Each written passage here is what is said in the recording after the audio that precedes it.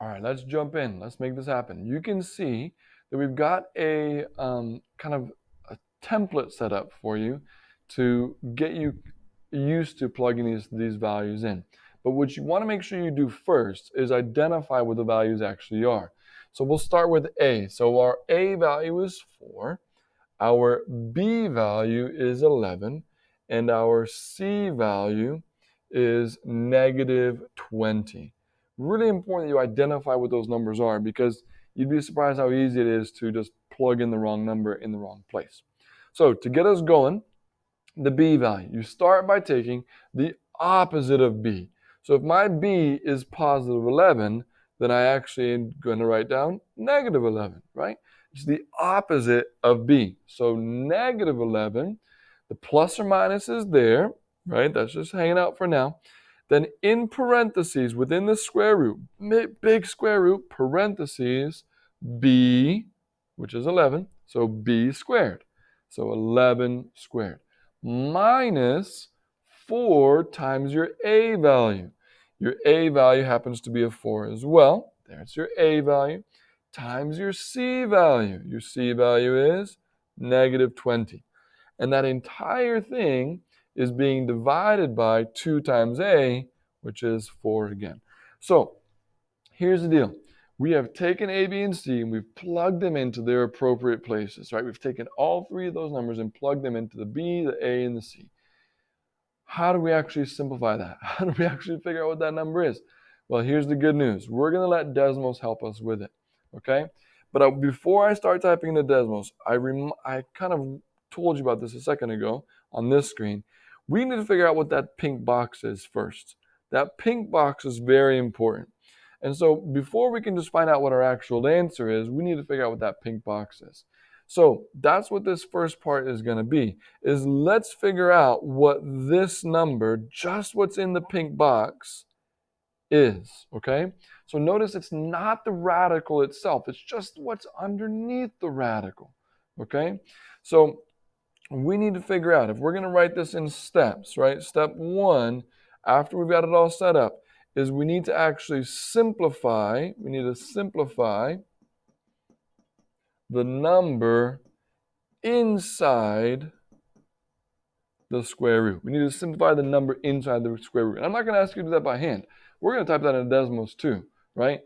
So just to get us started here, let's figure out what that number is. So if you have Desmos, you can pop that up, and you can make it a little bit wider. As you can see, we don't need the graphing component. We just want to actually be able to type this in.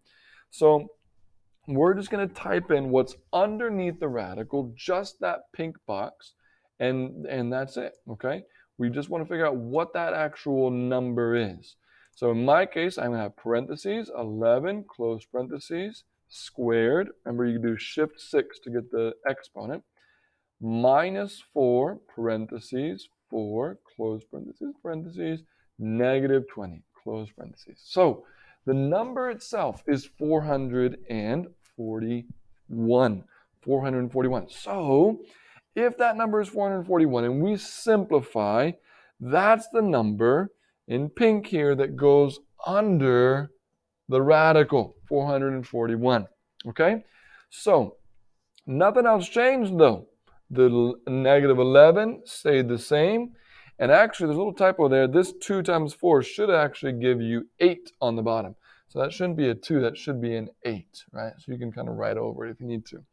So now that we're there, this enables us to find our final answer. And we're going to come back to Desmos for it again, but this is going to be step 2 in Desmos, right? So these are really our Desmos steps, right? Our Desmos or our calculator steps right here. So step 1 was to find out that number inside the radical. And then step 2 is to plug in the fraction, all right? Fraction. But notice you have to plug it in the plus first. So you're going to add, remember it's plus or minus. So plus first, and then your subtraction second. Let me show you how easy that is on Desmos. It's a beautiful thing, okay? So plus first and subtraction second, Okay, if you pull up Desmos, then we're going to create first. You can leave that number there if you want to, not a problem. We're going to start by creating the fraction. So remember, you get to create the fraction, you press the forward slash. It's the same key as the question mark. There you go.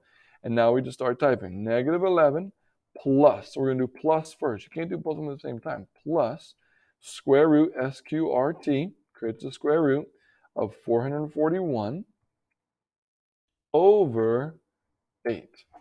Hey, there we go. There's our first answer, 1.25, right? 1.25.